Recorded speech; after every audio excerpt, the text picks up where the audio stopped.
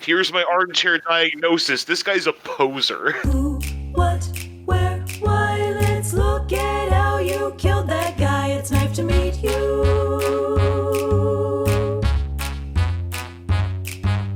Who, what, where, why? Let's look at how you did that crime. It's nice to meet you.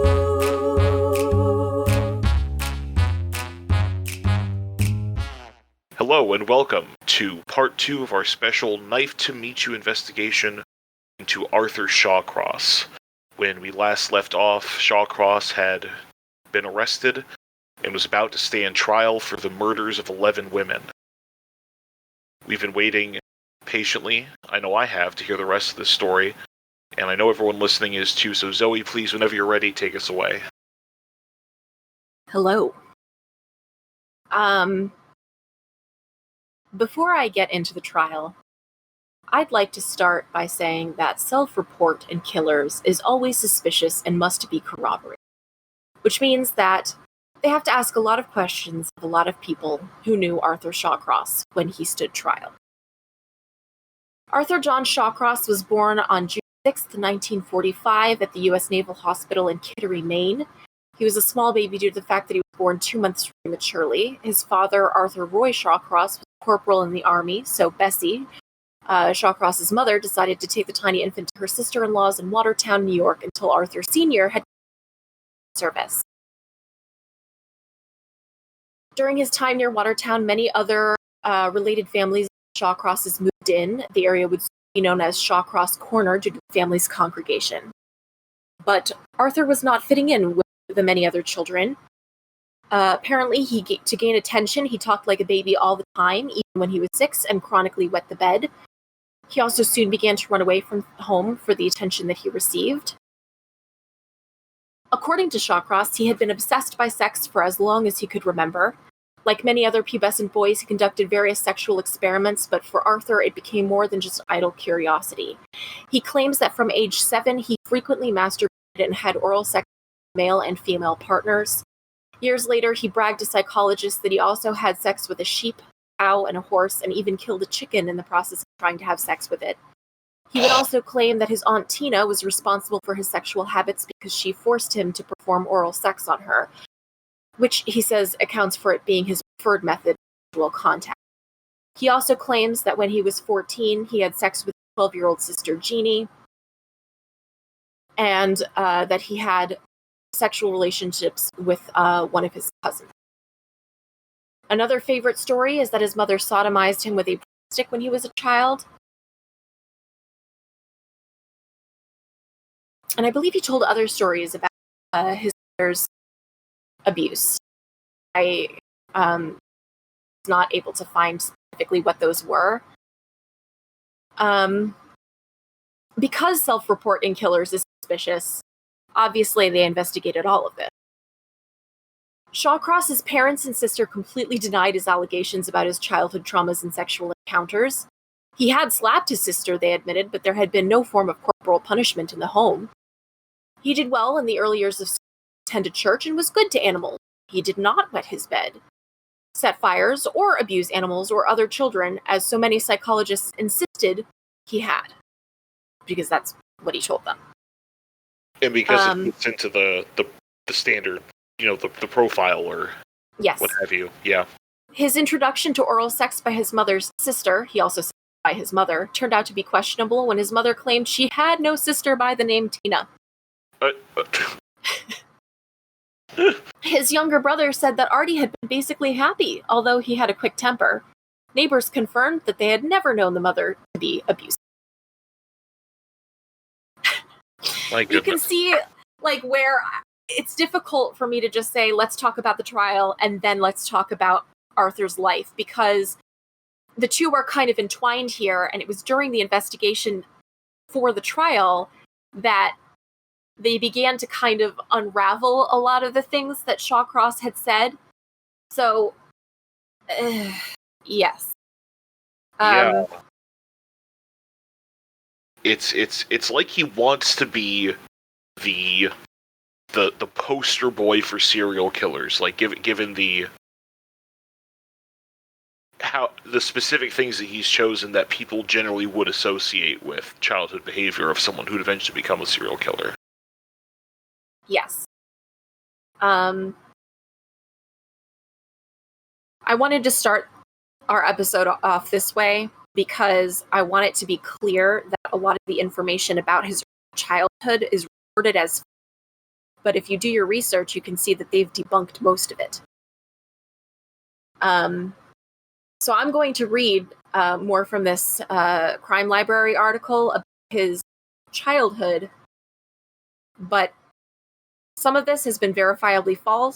Some of this I have no information to confirm or deny it. Got it. By the time Arthur was 9, the atmosphere at home was no better than the one at school, especially when Arthur's mother found out that Arthur Sr. had another wife and son in Australia. Relatives believe from that time on, his mother became a different woman who flew into jealous rages at the mere mention of another woman and raged constantly at her husband, who became quiet and withdrawn as a result. Arthur Jr. did his best to stay out of her way by retreating to his grandmother's house at every opportunity. As the years passed, Arthur grew increasingly violent and would often beat up the neighborhood children and became well known for his explosive temper. He also began breaking into houses and stealing from local businesses and lighting fires. On one occasion, after falling into a river at a family picnic, he complained of sore legs and was given brain scans and a battery of other tests to determine the cause. The tests revealed nothing, and his family later agreed that it was just one more attempt to gain attention.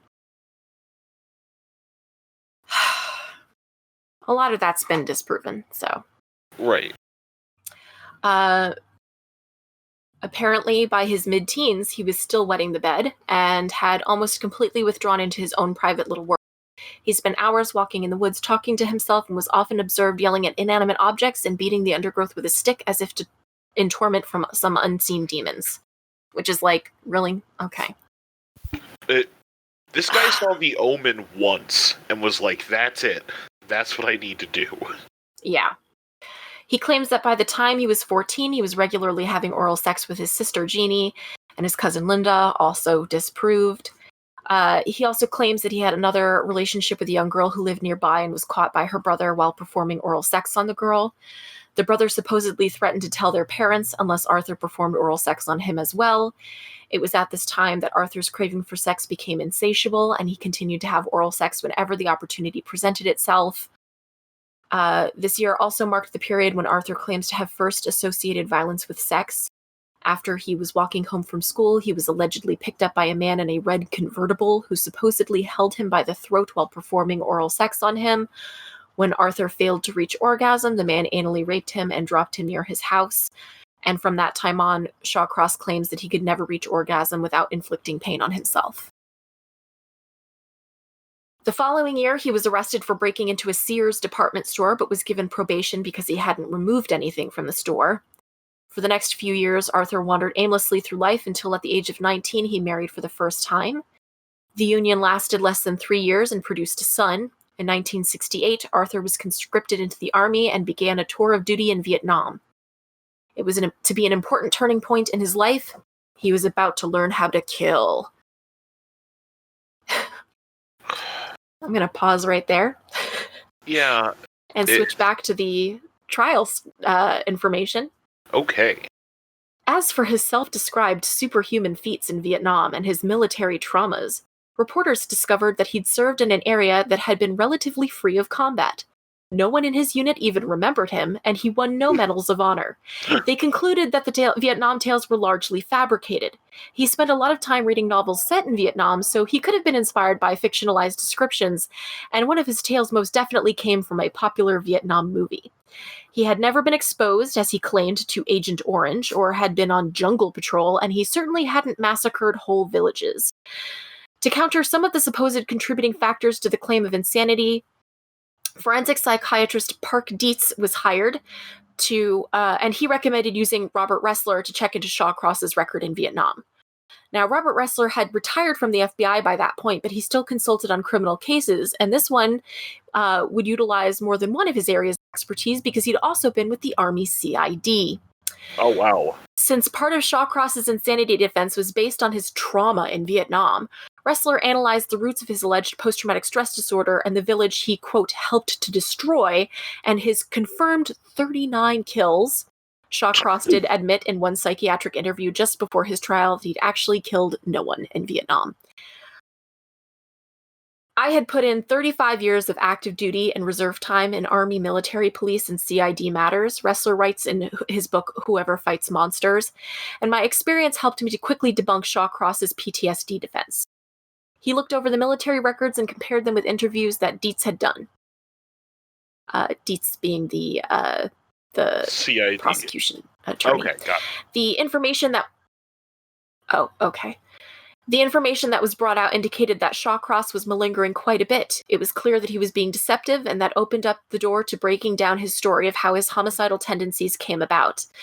Allegedly, he was under hypnosis with the defense psychiatrist Dorothy Lewis. We saw these tapes she had and realized the interviews were bogus. He was just leading her by the nose. He found Shawcross's claim of having witnessed certain wartime atrocities to be patently outrageous and untrue, and says that his pretrial work shattered the issue of possible wartime PTSD to the point where the defense dropped it altogether and concentrated on something else. Just prior to his posting, Arthur married his second wife, Linda Neary, after a brief courtship. Arriving in Vietnam, he was assigned to a unit in Pleiku as a supply clerk. One of his favorite stories to tell about Vietnam, and he tells it to everyone given the chance. He loves this story. On a mission, Shawcross claimed that he encountered two Vietnamese women hiding guns in a hollow tree, and he shot one of them and tied the other to a tree. The woman who was shot was still breathing when he apparently cut off her head and put it on a post for the Vietnamese to find. He then cut off a section of her thigh, roasted over a fire, and ate part of it. Afterwards, he had oral sex with the other woman and raped her before shooting her in the head and butchering her body. Never happened. He became an expert sniper and claimed that he fashioned a silencer out of a rubber nipple from a baby's bottle, which allowed him to pick off the enemy without giving his position away. Even if such a device were effective, it would not be. To anyone who knows about guns, it's not effective at all. Slightest, no. It would only be good for one shot, which brings to mind the question of how he was able to obtain a ready supply of rubber nipples in the jungles of Vietnam. Well, he got them all from that village he slaughtered, Zoe. I mean, there's continuity to his lies, at least. Yeah. According to Shawcross, he became an animal in Vietnam and found it difficult to control the violent urges that drove him to rape and kill. The enemy weren't the only victims of his sexual rages, as he also claims to have attacked several Asian sex workers, some as young as 11. Now that, I believe.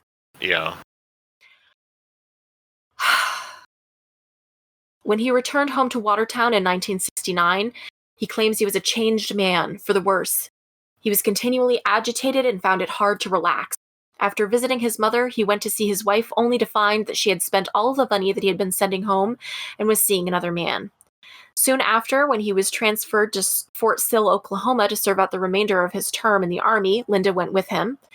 It was at this time that Shawcross claims to begin experiencing violent flashbacks and nightmares, and that he began to beat Linda, which led him to consult with an Army psychiatrist. The doctor suggested therapy and a period in a mental hospital to try and stabilize him, but Linda, being a Christian Scientist, refused to sign the commitment papers. Oh, no. That may or may not be true. I don't know. For those of you who don't know, Christian Scientists believe that if you are sick, it's because God wants you to be sick and that you should not ever take any medication or see a doctor. Yes. Yeah, I actually know a bit about Christian Science. There used to be in the town I grew up in a Christian Science reading room where they had all of their publications about like spiritual health and things that you could just go there and read and they really wouldn't bother you. Without therapy, Arthur's mental state began to decline and he became increasingly irritated with Linda and her family, usually over their adherence to religion, which he saw as nothing more than witchcraft. That's an insult to witchcraft. Yeah. Fuck you. In April of 1969, Arthur vented his frustration by setting fire to a local paper mill and later in the year, the cheese factory where he happened to be employed at the time. I read all this portion earlier when we were talking about his time in Attica. His stay in prison did little for his already fragile... I forgot to mention that he divorced Linda while he... So he was already in a highly agitated frame of mind when he was released, and he was ready to do further damage to anyone or anything that took his fancy, according to this article. In an attempt to settle into a normal routine, Arthur took a job at the Watertown Public Works Department as a handyman and married for a third time. His new wife, Penny Nickel, was a school friend of his sister Jeannie and had 2 children from a former relationship. Shawcross claims that up to this time he was still having a sexual relationship with Jeannie and that she had introduced him to Penny because she had fallen pregnant to her boyfriend and couldn't continue their sexual relationship. Fallen pregnant. Yeah, I mean, a lot of the articles that I find are published around the time that the trial happens, or right thereafter. So sometimes the phrasing is a little weird. They're contemporary to, yeah. Sometimes I paraphrase, other times I just read it as it. Yeah. Sometimes because it's just so patently fucking ridiculous that I just have to read it exactly the way they said it. Yeah, Or I'll paraphrase it and then be like, by the way, the article said this because it's so ridiculous. I need you guys to hear the ludicrousness that is the article. By his recollection, after 5 months, the relationship with Penny seemed to be going well, and at one stage she got pregnant but later miscarried. And then sometime later, he claims that the marriage came under threat when Penny's father accused Arthur of sexually assaulting Penny's younger sister. Shawcross said he denied the allegation, but from that time on, Penny's parents spent a great deal of time around the house watching him. What makes both the miscarriage and the alleged assault interesting is the fact that, by his own admission, Shawcross was incapable of maintaining an erection or ejaculating, making the possibility of him fathering a child very difficult. Secondly, regarding the assault, during his interviews with Dr. Joel Norris for his book, Arthur Shawcross, The Genesee Killer, he seems confused whether Penny's sister is named Rose or Jill. Yeah. Very peculiar. It's at this time that he was fishing around Watertown and came across Jack Blake.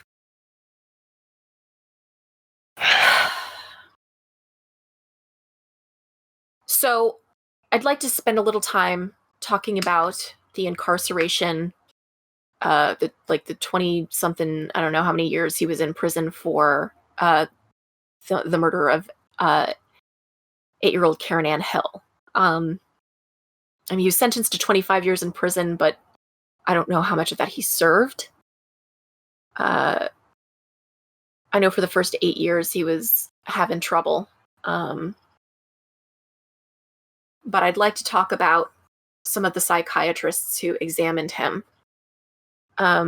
Since we're kind of combining part 2 with the trial here, I figure we'll just go chronologically. So this is some of the prison evaluations at that time. During his incarceration, he claims to have told the prison psychologists that his problems were a result of the Vietnam War, but they refused to listen. One of the first psychiatrists to examine him, a Dr. Albert Dresser, did not consider Shawcross to be a psychological risk. His report shows that he did not perceive any evidence of delusions, hallucinations, or sensory deceptions in his patient. Some months later, in 1973, another prison psychologist, a Dr. J.R. McWilliams, also examined Shawcross and carried out a series of tests, including the Bender-Motor Gestalt test and the Wechsler Adult Intelligence test, but found no evidence of any neurological impairment. What he did find was that Arthur suffered from fits of deep depression and that he relied heavily upon fantasy as a source of satisfaction. His final entry in the case file was that he considered Shawcross to be a normal individual who knows he's done wrong, all the stuff that they put in his parole, basically. Right. Curiously, though, an unknown person crossed out the reference to normal person in the McWilliams report and wrote the words, "a psychopathic killer," above it in pencil. We have no idea who did it. Huh. Yeah. In 1976, Dr. Michael Boccia examined Arthur and found that he had not come to terms with the severity of the crimes that he was being punished for and constantly blamed others for his problems. In his opinion, Shawcross had not requested the first examination to deal with his mental problems. He'd done it merely to impress the parole board. The following year, the model prisoner had taken courses in locksmithing and horticulture and began preparing for his general equivalency diploma. With more than a touch of irony, he also began working with mental patients as a counselor. In June of 1977, yet another prison psychiatrist, Dr. Haveliwala, gave him another psychological examination and found that although he had adapted readily to prison routine, he had a schizoid personality, was antisocial, and had a distinct personality disorder. In addition, Haveliwala wrote that this man does not show a good degree of evidence of successfully resolving or working out his psychosexual conflicts. 2 more years passed. Yet another report was tendered, which describes Shawcross as, quote, a person of abnormal character traits and psychosexual tendencies. It must be noted that the above-mentioned complications tend to be chronic in duration. Basically, what most of the doctors were trying to say was that under normal circumstances, he seemed kind of normal, but that he very easily would fly into a rage or a depressive episode and would be, like, fucking homicidal. For an extended period of time. Yes. Yeah. And unfortunately, regardless of a lot of people saying the same thing, they paroled him anyway. Because why not? Mm-hmm. It's not like this has happened once before, where they said, hey, don't parole him. And they said, nah. No, sir, I don't like it. There's some information here about, his life kind of stabling up after he had gotten the job packing salads and boxes for the catering company. There's an incident in Christmas of 1987, but I don't know how true this is because it's coming from an article that's reporting a lot of things that have been debunked. Mm-hmm. Which is the other, crime library article that I've been reading from, by Patrick Bellamy. Apparently, he asked his family to come to Rochester to meet Rose, and they refused. Rose is the woman that he was pen pals with in prison, so she ended up becoming his 4th wife, I believe. He got angry when his sister informed him that the family had visited her in Virginia and told her how they had returned to the Christmas present that he had sent them. He became angry and ranted about how his family didn't want him and went out on his bike and rode for miles until he cooled down. Shortly after the Christmas incident, he started a relationship with another woman named Clara Neal and often borrowed her car. That was the car that he was found in, by the way. For a year, he maintained both relationships, explaining to Rose that he was just being nice to Clara so she would lend him his car.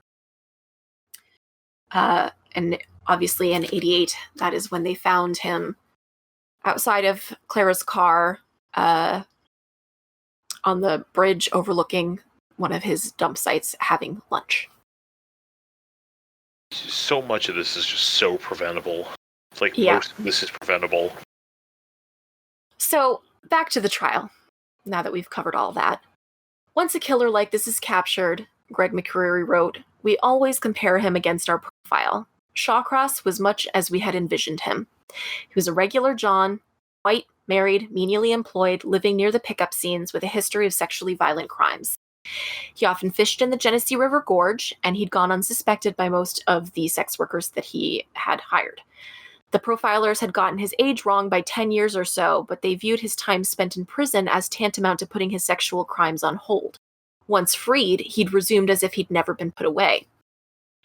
Assistant District Attorney Chuck Siragusa had been working on the case for months and was getting ready to prosecute this man to the full extent of the law. New York had no death penalty, but he would certainly ensure that Shawcross had no further opportunities to kill.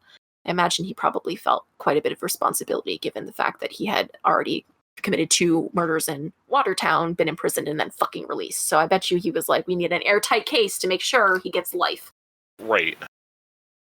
So one of the victims had been found in an adjoining county, but Siragusa still had 10 murders to work with. They had some physical evidence, some witnesses, and Shawcross's lengthy confession. Nevertheless, with his plea of insanity, the prosecution knew they would have a fight ahead of them. Some of the things Shawcross came up with after spending time with a psychiatrist had never been mentioned in his self-pitying discussions with the interrogators. He seemed to make things up as he went along. which is obviously why they have to investigate everything he tells them, everything he self-reports. They debunked basically everything that he was saying.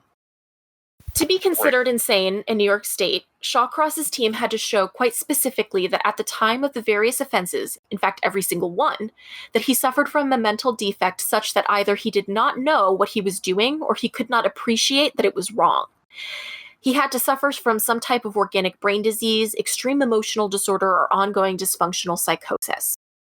So the defense attorney hired Dr. Richard Krause, a psychiatrist in Wayne County, for the Elizabeth Gibson murder, and Moranti, who I guess was the prosecution attorney from Monroe County, brought in psychiatrist Dorothy Lewis from New York's Belleville Hospital. Author Olson contains chunks of the psychiatric interviews with Shawcross in The Misbegotten Son, but does not attribute them to any specific person, so you don't know which psychologist's interview it's from. The questions are often leading in the context of attempting to get information that would support an insanity conviction. Shawcross shows annoyance to many of them, especially those that imply he might be making things up, and he often refuses to answer. In the end, after spending $19,000 on professional evaluation, Krause admitted that the man was Deceptic.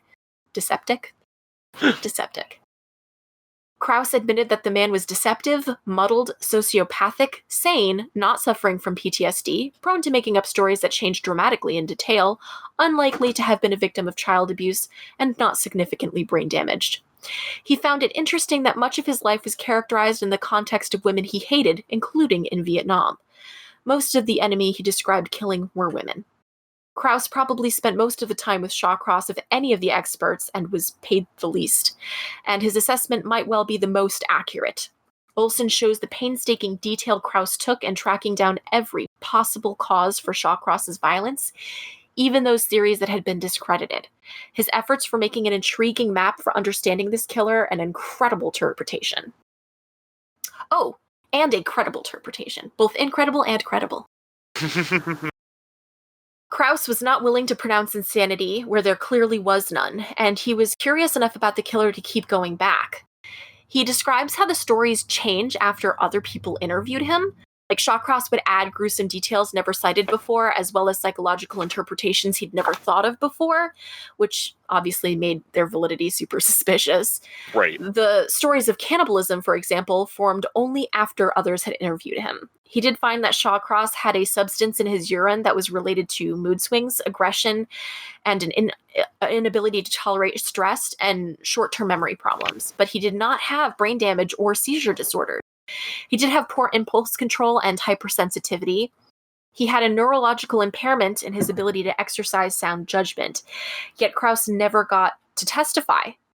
Nevertheless, he handed in a 20,000-word report. So he gave them a novella. Yes.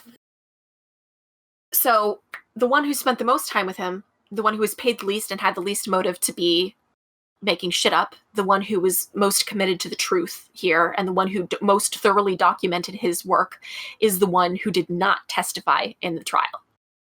Just to clarify. Yeah. In Monroe County, Dr. Lewis had the spotlight for the defense.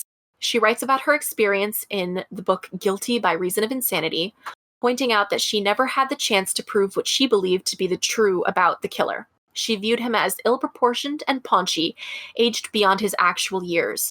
She knew that his lawyers had determined, through a test requested by Krause, that Shawcross had an extra Y chromosome, and accepted the tenuous theory that such men were more violent than others. Does this sound familiar to you at all? Oh, it sure does.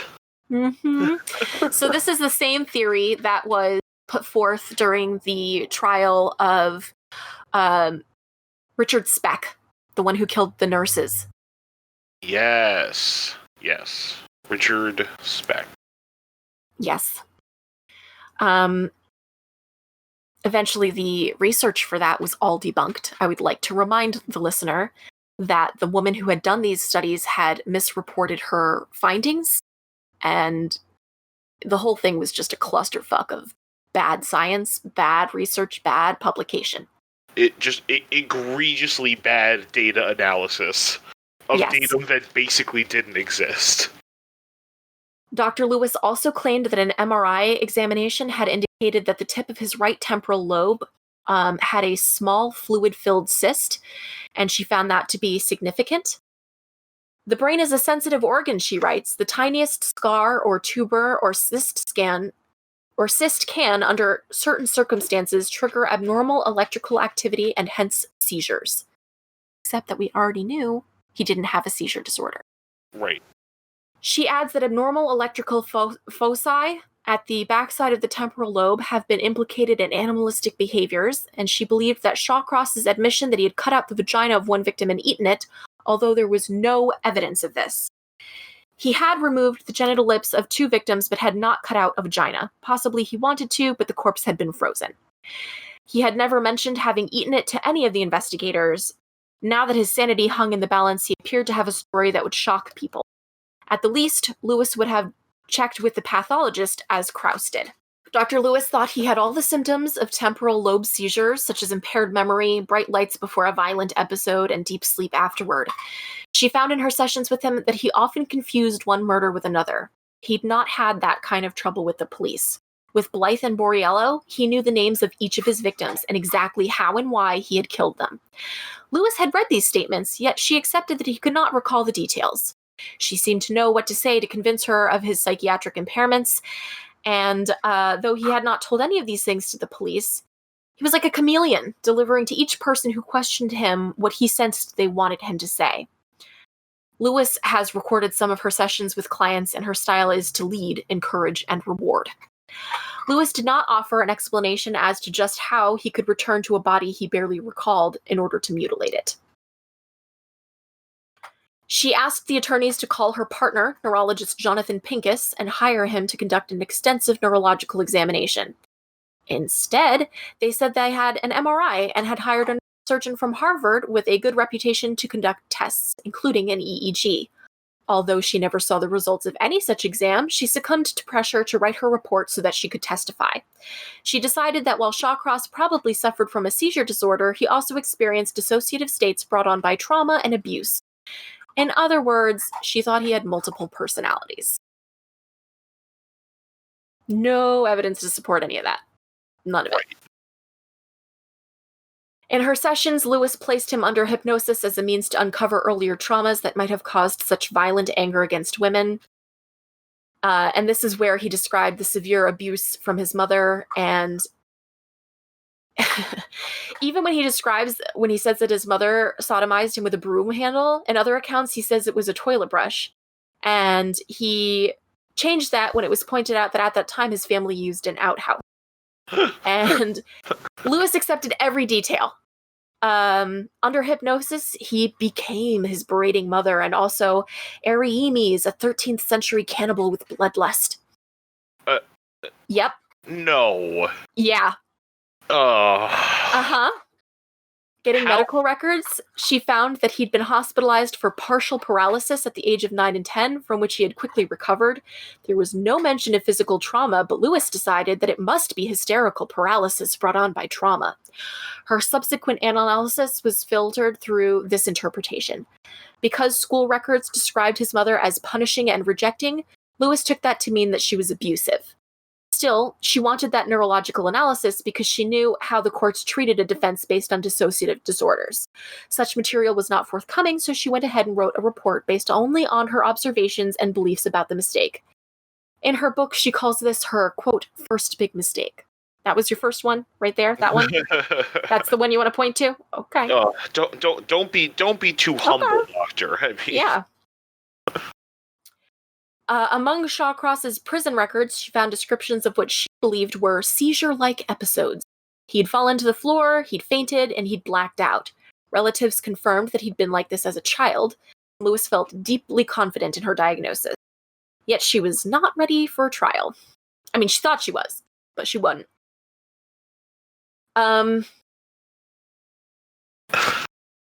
Lewis went to Rochester 2 days early, only to discover that the money that had been reserved to pay for the neurological tests had been, quote, squandered on the services of a writer-cum-criminologist, Joel Norris.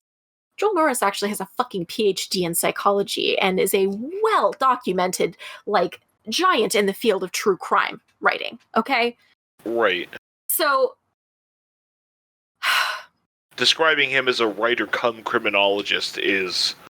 and saying that the money spent on him was squandered is like, I don't like her. No, that's incredibly insulting, especially given how wrong she has been about everything she said so far. Furthermore, Joel Norris had conducted videotape interviews with Shawcross, and Dr. Lewis claims that Norris's partner tried to sell those videos to a local media station. She was incensed and believed the judge should have halted the proceedings, but the trial went forward. Krauss, too, had learned about this, as Olson describes it, and was annoyed at the lack of ethics involved. So I guess someone did try to sell the tapes, but, like, I don't think it actually happened. Tried, not succeeded. So, I don't know. Then, the neurosurgeon that the defense had tried to hire ended up on the prosecution side. Although Lewis had once respected him, now she felt that he'd done shoddy work. Because he switched sides, suddenly he's bad at his job. He had not even examined Shawcross. Against court protocol, she decided to call him and confront him, which is like, what? You don't fucking do that, ever. She discovered that the doctor had received the MRI scan from the defense attorney via Joel Norris and had recommended an EEG, but had never been retained by the defense, and that had left him free to respond to the prosecution's offer. He agreed with her, she writes, that further tests should be done, so she attempted to speak with the judge in private regarding the issue. When that did not happen, she used open court to claim, quote, "I have been lied to." She meant by her own side, of course. The attorney she was working for had told her the tests that had been ordered when they had, in fact, not been. And she believed that this outburst would get the judge's attention, assuming that the legal system is a search for the truth. The judge ignored her. "I should have turned around and gone home," she writes, long before she ever got into court. But she'd gone ahead, which was her second big mistake. Oh boy, Lewis. Oh, Lewis. Under cross-examination, she was asked whether the interviews that Joel Norris had conducted might have influenced what Shawcross had told her. She said no, based on her belief that she had conducted hers first. She then discovered that she was wrong about that. The interviews had occurred simultaneously. In open court, she was humiliated and made to appear unprepared. Her testimony ran for 3 weeks, and she admitted that compared to the prosecution's confident and polished expert, Dr. Park Dietz, she appeared disorganized and clumsy. She was angry, and she let that anger get the best of her, making her ideas less credible and alienating the jury. Dietz, who identified Shawcross as a malingerer, a faker, and dismissed the idea of dissociation altogether.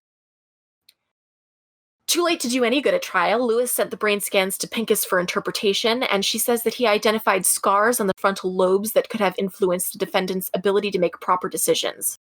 While she was not allowed to bring this into evidence, her discussion about the cyst on the temporal lobe was admitted. Dr. Dietz dismissed it as insignificant in Shawcross's criminality.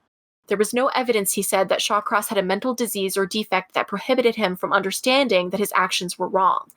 The fact that he'd covered many of his victims indicated that he clearly understood he'd be arrested for this if discovered. He had held a job, was married, and had functioned competently in daily life. He might be abnormal, might even have consumed part of his victims, but these acts and delusions did not impair his awareness that what he was doing was wrong. The issue came down to this. Whatever impairment he had, it had to affect his ability to appreciate the criminality of his actions. One expert said yes, it did. The other said no, it did not. Olson reports that Lewis was paid $48,000 and Dietz $97,000 for their respective testimonies. $97,000 only. For one testimony? Well, I assume it was an ongoing testimony. That's a lot of information to give in one day. Well, certainly, yeah, but like, there's a lot of work involved with that. But like, it's $100,000 in 1980s money. I know. It's insane, right? It's like $500,000. Holy shit! Now. Yeah. Throughout the trial, Shawcross sat, quote, like a zombie, as if to appear that he did indeed have some kind of brain damage, but it didn't do him any good. After 5 weeks of dramatic testimony and courtroom demonstrations, the jury was not sufficiently impressed with the defense interpretation of Shawcross's behavior. They took only half a day to find him both sane and guilty of murder in the second degree, not premeditated, on 10 counts. All 10 counts. Shawcross was sentenced to 25 years to life on each of the 10 counts, meaning that he would have to serve 250 years in prison before he would be eligible for a parole hearing. Finally, fuck yes, get it. That was just the first trial. Then there was the second trial for Elizabeth's murder in Wayne County. It had been scheduled, but there seemed to be little reason to go at it again since Dr. Krauss could not provide a finding of mental impairment that would amount to sanity. So Shawcross's attorney advised him to plead guilty on that charge, and he did. So yeah, that's the story of Arthur Shawcross. In a handwritten report in 1990, Shawcross says, quote, "I should have been castrated or have an electrode placed in my head to stop my stupidness or whatever. I just lost a soul. I just a lost soul looking for release of my madness." My brain kept trying to make that grammatically correct before it would just accept that it was not.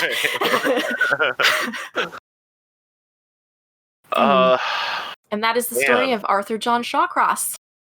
And what is so... Man, I don't know if I can, like, express just how bungled, like, so many aspects of this guy's history with law enforcement and the judiciary and corrections. It's nuts. Oh, you know what? I forgot something. Oh no. When he was in prison, actually, for when he had gotten convicted for like 250 years, in September 1999, he was found to be selling paintings and autographs on the internet from within Fallsburg Prison in New York.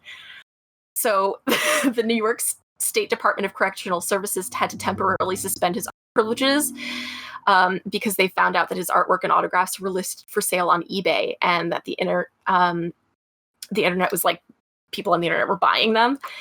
So he received disciplinary actions for the breach, which included being locked in his cell for extended periods.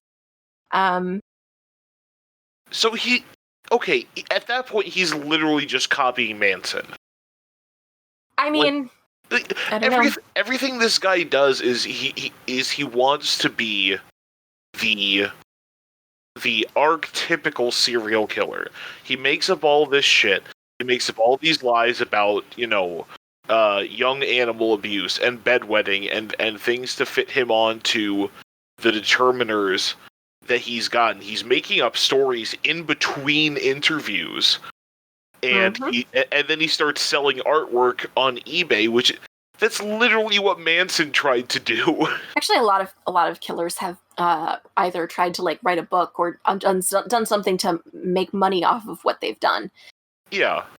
But like the thing of like selling your drawings and your autographs, like that is like, I mean, maybe it's because I know a lot about Manson, but like that's Manson, like exactly what he did, and got away with it for a long time too. Yeah. Well, I think you know what time it is. It's armchair psychology time. Here's my armchair diagnosis. This guy's a poser. He is an 11th level poser.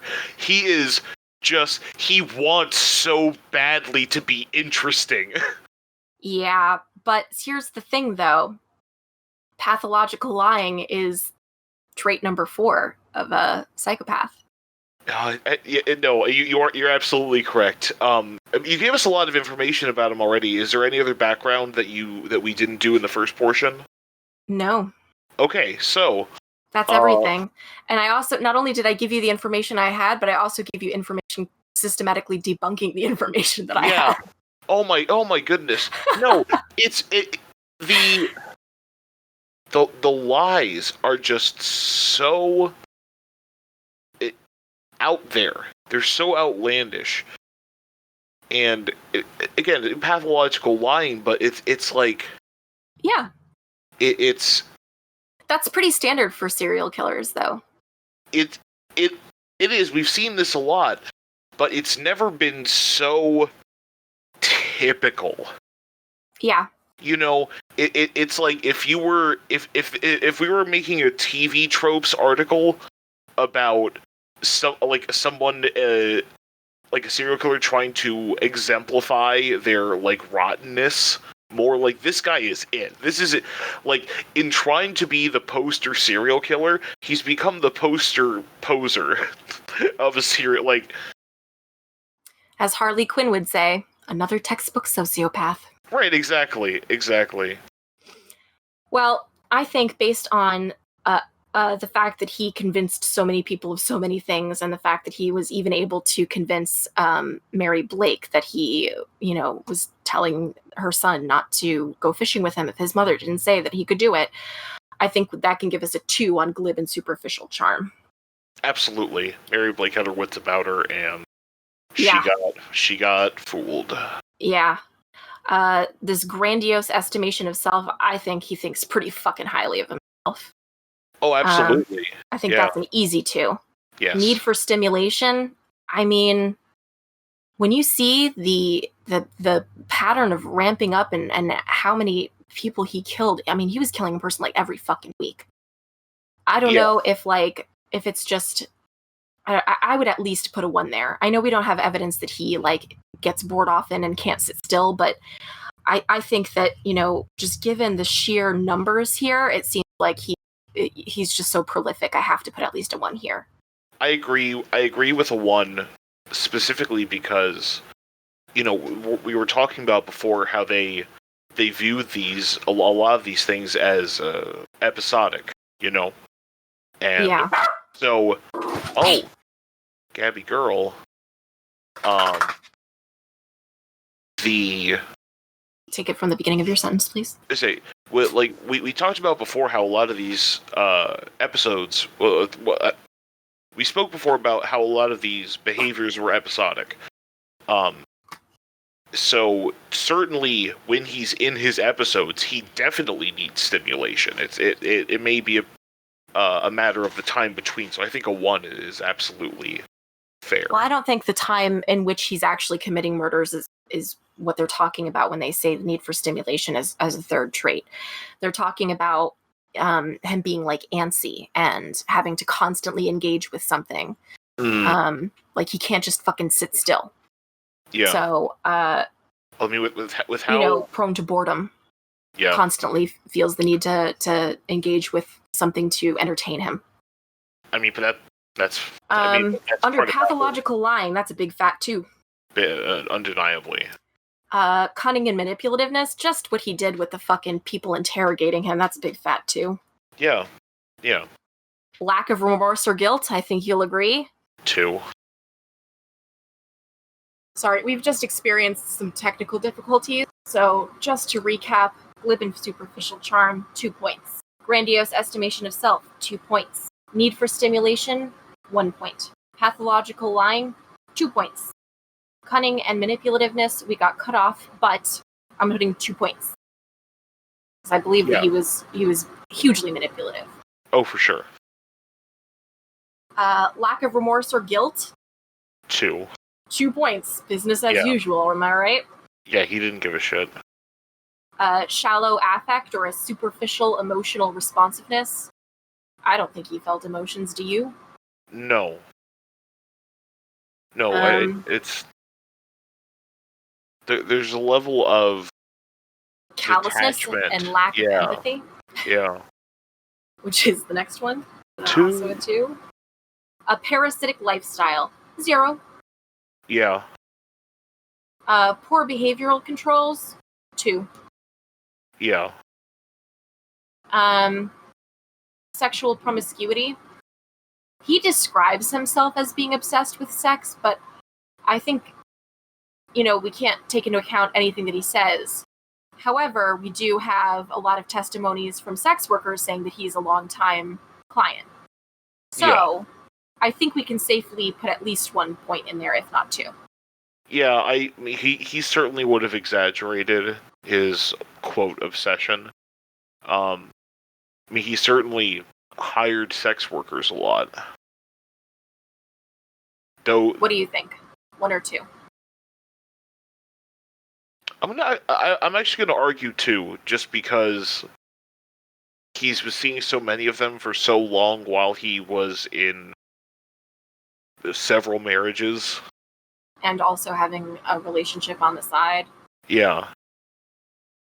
I agree. For early behavior problems, I'm going to put a 1. Or 0, actually. I'm going to put a 0. Yeah, because he claims to have had early behavior problems, but that's all been debunked.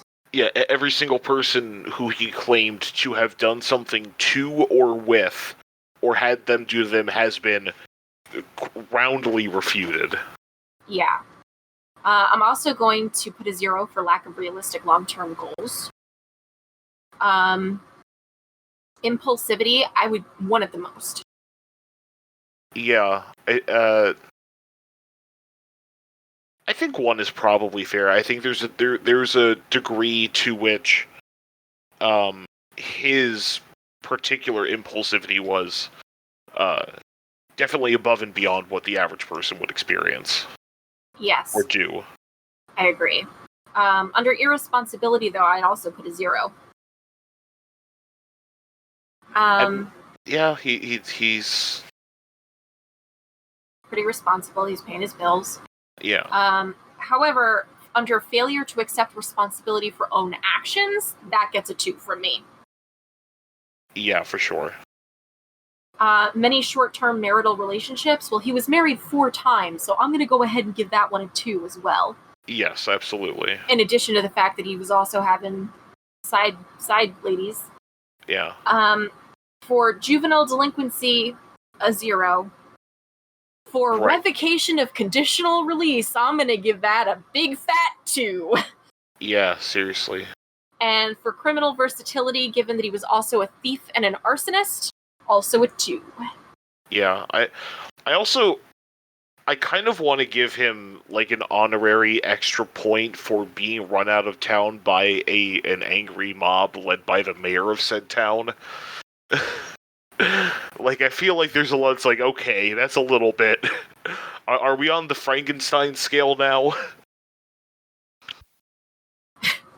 I'm trying to add these up while you're saying this, but you're cracking me up, and I can't add and also laugh at this at the same time. But yes, it was nothing short of pitchforks and torches.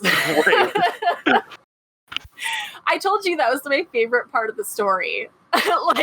Is people literally try to run this guy out of town because they know he's bad news.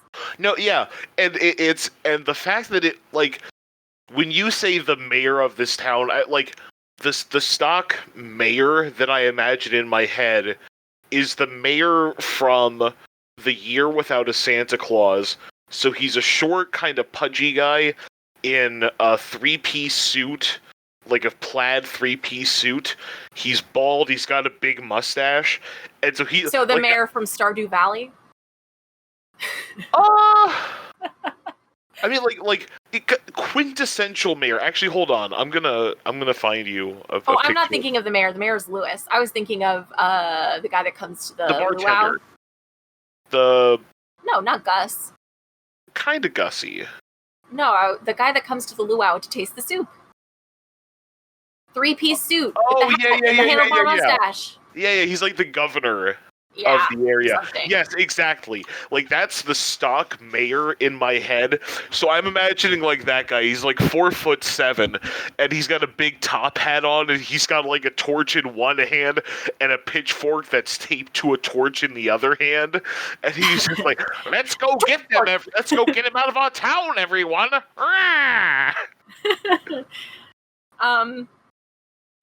I can't imagine that's actually how it went down, but even if it was, I'd still support it. let me dream.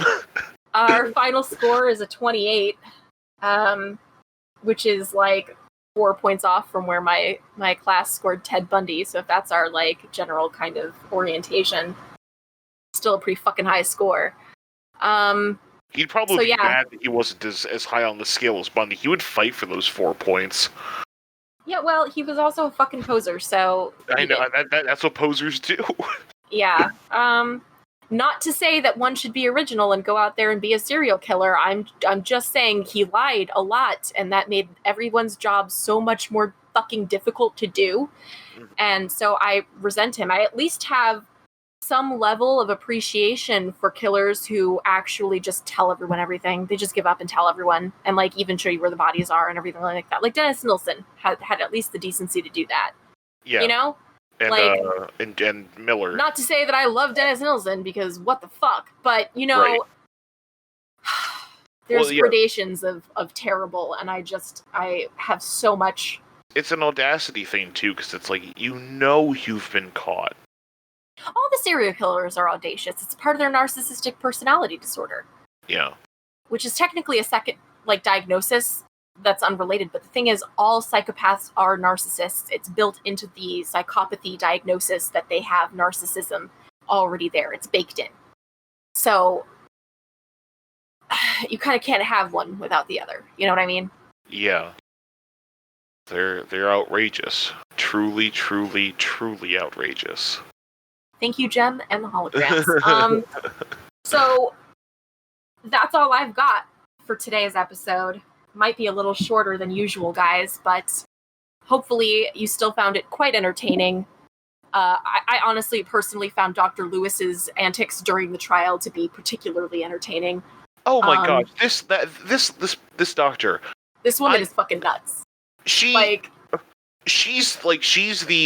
on the on the same lateral scale when it comes to the his egotism, because she wants so badly to be the one to crack this that she's calling, you know, people who do good work a waste of money.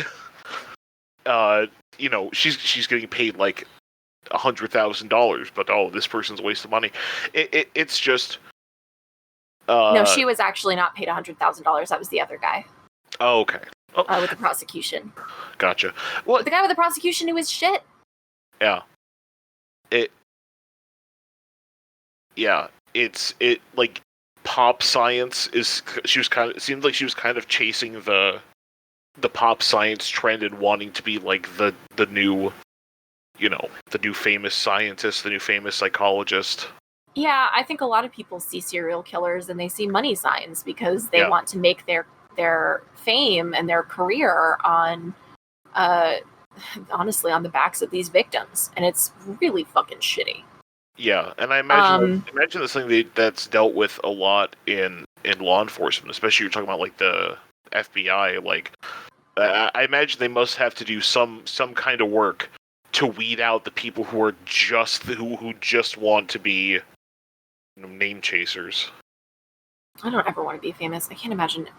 I know there are people who do want to be famous, but it's just like, that's the worst. Yeah. Ugh, it would be like being on the internet forever and you can't get off, and you're in the YouTube's commented section and you can't get out.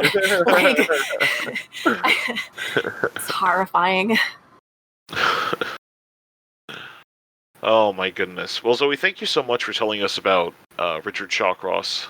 Richard? Where did I pull Richard from? Because we were talking about Richard Speck earlier and the Y chromosome pop science of that decade. Yeah. That's where that came from. Yeah. Well, thank you so much, Zoe, for telling us all about Arthur Shawcross. Really, really interesting case with a lot of... some of my favorite cases are the ones that have these sort of interesting side characters. Right. You know, Mary Blake's incredible. Dr. Rogers. Was that her name? Rogers? Dr. Lewis, you mean? Lewis. Molly Lewis? No, Molly Lewis is someone else. What are you talking about? I'm so confused right now. I'm going to cut all this out.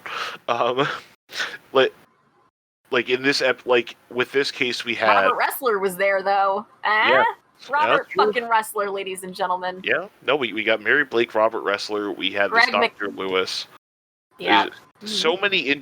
It's the really interesting side characters that I think really make these cases that much more interesting, because you get to see a little bit more into what actually happened.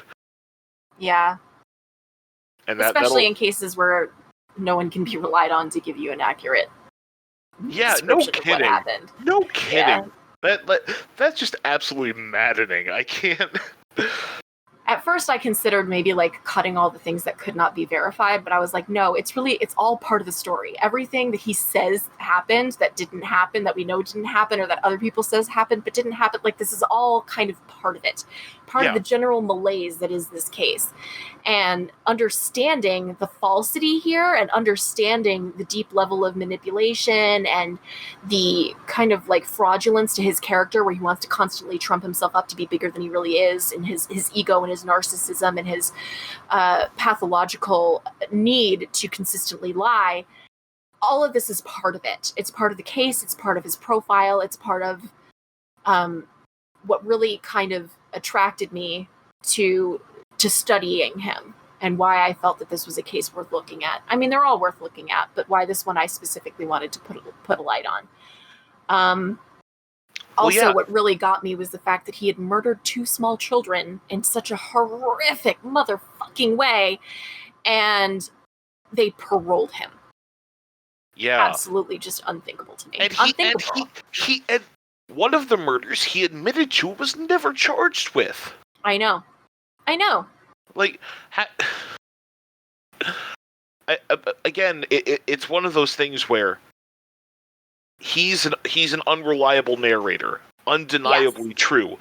But when he says that he killed a person and took you to where the body was, and it's unthinkable that he was that not only was he not charged for Jack Blake's death, but that he was paroled given everything that had happened previously.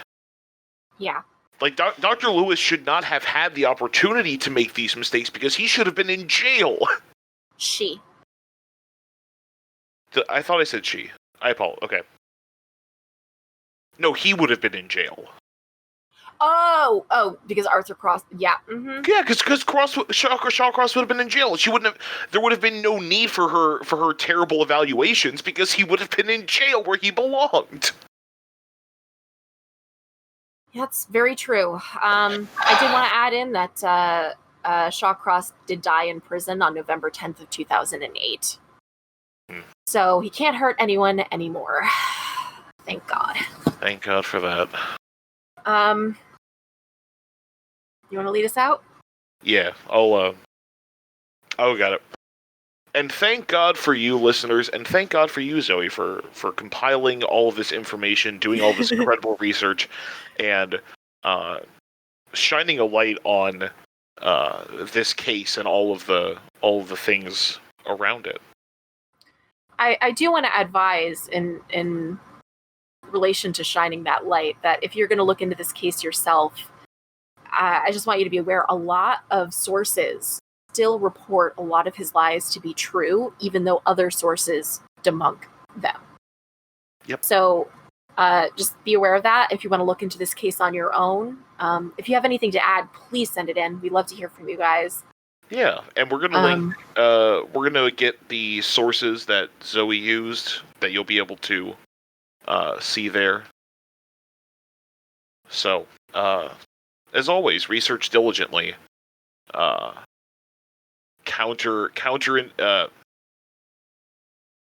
Contradicting evidence is always out there. Probably even more so with this guy, based on what Zoe's told us.